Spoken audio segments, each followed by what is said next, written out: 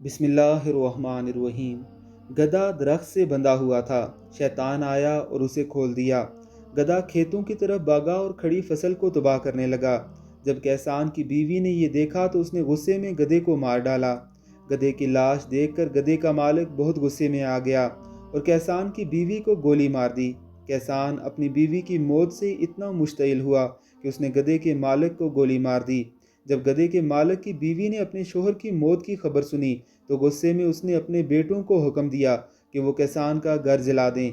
बेटे शाम को गए और माँ के हुक्म को पूरा करते हुए कैसान के घर को आग लगा दी, ये सोच कर कि कैसान भी घर में जल जाएगा। लेकिन ऐसा नहीं हुआ। कैसान वापस आया और गधे के मालिक के तीनों बेटों और बीवी को कत्ल कर दिया। इसके बाद कैसान ने तौबा कर ली और शैतान को कोसने लगा। शैतान ने नाराज़ होते हुए कहा, मैंने तो कुछ भी नहीं किया, सिर्फ गधे की रस्सी खोली थी। लेकिन सब ने रद्द अमल ज़ाहिर किया।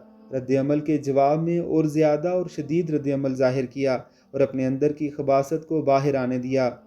लिहाजा अगली बार जवाब देने, रद्द अमल ज़ाहिर करने और किसी से बदला लेने से पहले रुक जाइए और एक लम्हे के लिए सोचिए। कभी कभी शैतान हमारे दरमियान सिर्फ गधा छोड़ देता है और बाकी काम हम खुद करते हैं।